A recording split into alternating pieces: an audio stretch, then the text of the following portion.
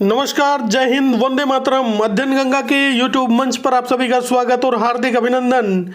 Breaking news और बहुत सारी जानकारी इस वीडियो के माध्यम से आपको दी जाएगी। यदि आप यूपी टीजीटी पीजीटी और एलटी ग्रेड शिक्षक भर्ती में सफल होना चाहते हैं तो इस वीडियो को आप जरूर देखें। यूपी टीजीटी पीजीटी शिक्षक भर्ती परीक्षा 2023 और यूपी टीजीटी पीजीटी परीक्षा से पहले यह जरूर कर लें। टीजीटी पीजीटी अब यह ध्यान से देखें, नहीं तो पछताना पड़ेगा। और टीजीटी पीजीटी 100% सिलेक्शन लेना है तो ये चीज़ आपको सुनिश्चित करनी होगी, जो इस वीडियो में आपको बताई जाएगी। और नई एलटी ग्रेड शिक्षक भर्ती से संबंधित जानकारी आपको दी जाएगी। और यदि आपको सिलेक्शन लेना है, पक्का सिलेक्शन लेना है, अभी नहीं तो कभी नहीं, सिलेक्शन पक्का, ये तमाम जानकारी इस वीडियो के माध्यम से आपको दी जाएगी। यदि आपने चैनल को सब्सक्राइब नहीं किया है तो चैनल को सब्सक्राइब करें, बेल आइकन को प्रेस करें, जिससे कि लेटेस्ट वीडियो के नोटिफिकेशन मिलते रहें। चलिए शुरू करते हैं आज का वीडियो। सबसे पहले बात करेंगे यूपी टीजीटी पीजीटी शिक्षक भर्ती को लेकर। और यूपी टीजीटी पीजीटी जिसका विज्ञापन 2022 में जारी हुआ था और अब नई शिक्षा सेवा चयन आयोग के द्वारा इसकी परीक्षा कराई जाएगी। नई शिक्षा सेवा चयन आयोग का गठन जैसे ही होगा उसके बाद में इसकी डेट आपको देखने को मिलेगी। हालांकि पदों की संख्या भी बढ़ाई जा सकती है, उसके लिए पोर्टल खोला जा सकता है, उसमें ज़्यादा समय नहीं लगेगा।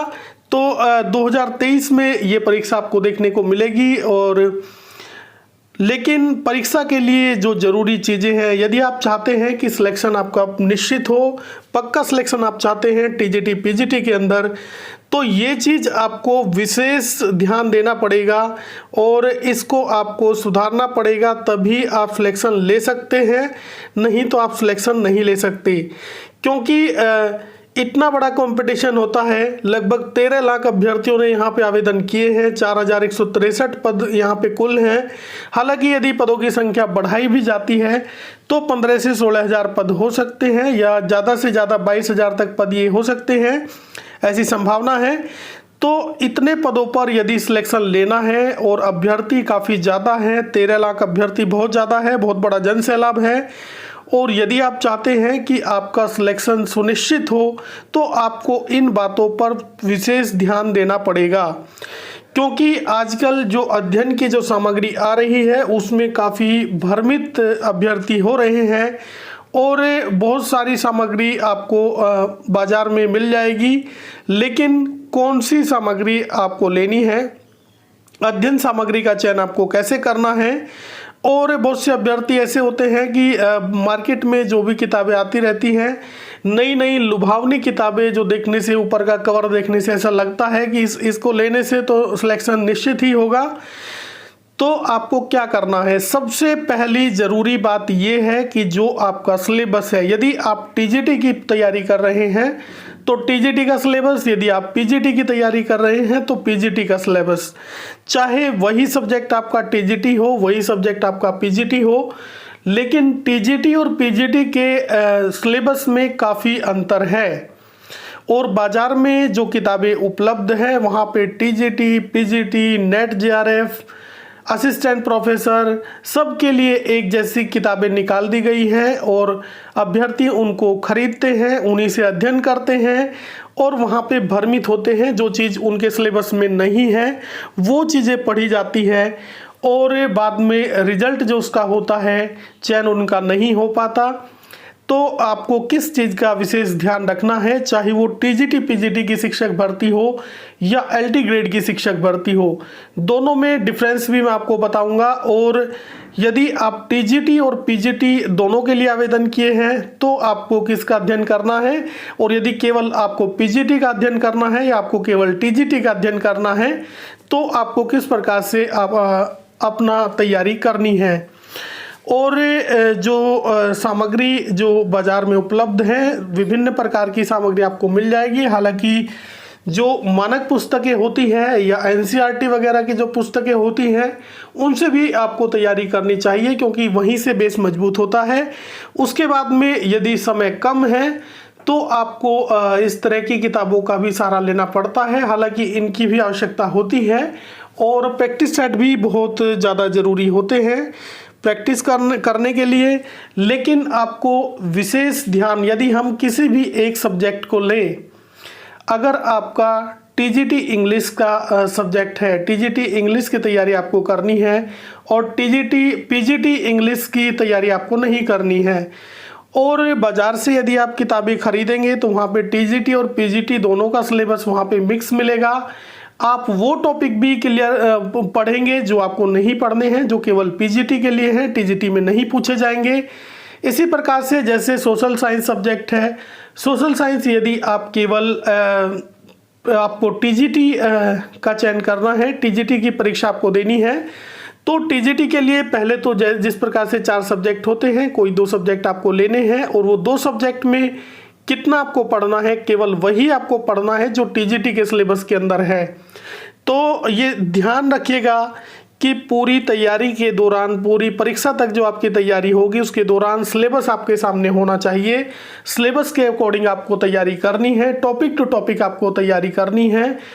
ज़्यादा आपको नहीं पढ़ना है, कम पढ़कर आप तैयारी कर सकते हैं, सिलेक्शन ले सकते हैं। कम किताबों से आप जल्दी सिलेक्शन ले सकते हैं, बशर्ते वो जो पुस्तकें हैं, जो अध्ययन सामग्री है वो सटीक हो, सही हो और पॉइंट टू पॉइंट आप तैयारी कर रहे हो, जो आपका सिलेबस है उसके अकॉर्डिंग आप तैयारी कर रहे हो।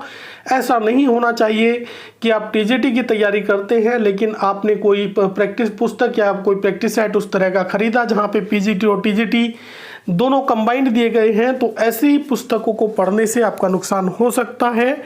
आप यदि 4 से 5 घंटे पढ़ते हैं, उसमें से यदि आप वो टॉपिक भी पढ़ते हैं तो ये समझिएगा कि आधा समय आपका व्यर्थ ही जा रहा है और जिस दिशा में आपको जाना चाहिए उस दिशा में आपकी तैयारी नहीं हो पा रही है।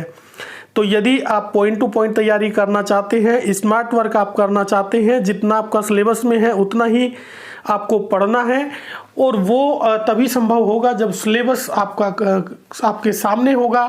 सिलेबस में जो भी सब्जेक्ट है, सबसे पहले अगर आप कोई भी पुस्तक लेते हैं, यदि वो टीजीटी और पीजीटी दोनों के लिए भी है, तो आपको केवल वही उन पे टिक लगाना है जो आपके जो एग्जाम में आने वाले हैं, जो आपका सिलेबस है। यानी अगर टीजीटी का सिलेबस है तो उसमें से केवल वही टॉपिक आपको चयन करने हैं जो आपके सिलेबस के अंदर है। ऐसा नहीं होना चाहिए कि कंटिन्यू आप तैयारी कर रहे हैं कि ये पुस्तक मैंने 2 बार पढ़ ली है और अब सिलेक्शन निश्चित है, लेकिन उसमें 2 बार में पढ़ने में आपने जितना समय लिया उतने समय में आप उसको 3 बार भी पढ़ सकते थे यदि आप फालतू के सब्जेक्ट न पढ़ें, फालतू के टॉपिक न पढ़ें। तो इस बात का आपको विशेष ध्यान रखना है कि आपको पॉइंट टू पॉइंट ही तैयारी करनी है, जो आपका सिलेबस है उसी के अकॉर्डिंग तैयारी करनी है। जो आपका टीजीटी है तो टीजीटी के अकॉर्डिंग करनी है, पीजीटी है तो पीजीटी के अकॉर्डिंग करनी है। और जिस प्रकार से एलटी ग्रेड शिक्षक भर्ती होती है, एलटी ग्रेड जो शिक्षक भर्ती होती है वो भी इसी प्रकार से परीक्षा होती है जैसे टीजीटी की परीक्षा होती है। टीजीटी के इक्वल ही एलटी ग्रेड परीक्षा होती है। लेकिन यदि सिलेबस की बात करें, यदि आपको टीजीटी सोशल साइंस से देना है और आपको टीजीटी ही एलटी ग्रेड देना है तो उनके सिलेबस में भी आपको अंतर देखने को मिलेगा। तो ये विशेष ध्यान रखना है। एलटी ग्रेड का सिलेबस अलग है, यूपीपीएससी के माध्यम से एलटी ग्रेड की परीक्षा कराई जाती है और अब तक शिक्षा सेवा चयन बोर्ड, माध्यमिक शिक्षा सेवा चयन बोर्ड के द्वारा टीजीटी पीजीटी की परीक्षाएं आयोजित कराई जाती थी। लेकिन अब जो है माननीय मुख्यमंत्री जी ने घोषणा की है नई शिक्षा सेवा चयन बोर्ड के लिए और जल्द ही कैबिनेट से उसको मंजूरी मिलेगी, जल्द ही ये धरातल पर देखने को मिलेगा। और क्योंकि आवेदन लिए जा चुके हैं तो परीक्षा होनी तो आपकी निश्चित है, आप तैयारी में लगे रहिएगा। लेकिन इन बातों को आपको विशेष ध्यान रखना है। ये एक सबसे बड़ा पॉइंट है जहां पर मिस्टेक करते हैं सभी अभ्यर्थी, क्योंकि अच्छे अच्छे कवर देख के, रंग बिरंगे कवर आपको देखने को मिलते हैं मार्केट में और उसी से आप चयन करते हैं पुस्तकों का। पहले तो आप अपना पूरा सिलेबस देख लीजिएगा। अपना जो सिलेबस है उसका प्रिंट आउट आपके पास होना चाहिए और उसमें आप सारे टॉपिक आप देखें, कंप्लीट करें, उन पर टिक लगाएं जो जो आपके टॉपिक हैं। उसी के हिसाब से आप अध्ययन सामग्री देखें। अलग अलग विषय में अलग अलग पब्लिकेशन, अलग अलग पुस्तकें हैं।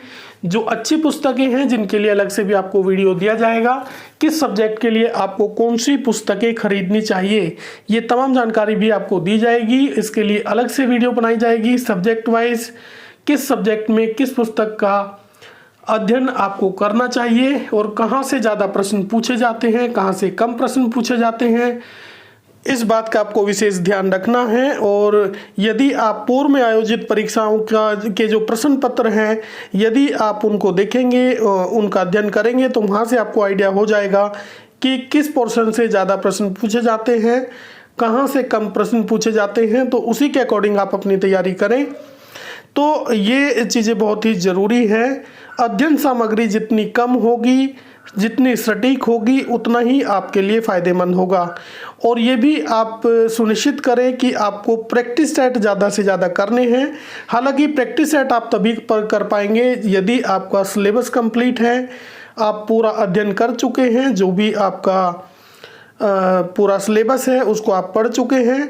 उसके बाद में आप प्रैक्टिस सेट शुरू करें। और यदि आपका आधा या चौथाई जितना भी पोर्शन हुआ है, उसके दौरान भी आप कोशिश करें कि प्रैक्टिस सेट बीच में लगाएं। और जैसे ही आपका सिलेबस कंप्लीट हो जाता है, उसके बाद में डेली आप प्रैक्टिस सेट करें। एक प्रैक्टिस सेट तो कम से कम डेली करें, तो उससे आपकी जो तैयारी है वो और ज़्यादा मजबूत हो जाएगी। तो बस आज की वीडियो में इतना ही। ये वीडियो आपको कैसा लगा? अगर अच्छा लगा तो लाइक करें, चैनल को सब्सक्राइब करें, बेल आइकन को प्रेस करें, जिससे कि लेटेस्ट वीडियो के नोटिफिकेशन मिलते रहें। पूरा वीडियो देखने के लिए बहुत बहुत धन्यवाद। नमस्कार, जय हिंद, वंदे मातरम, भारत माता की जय।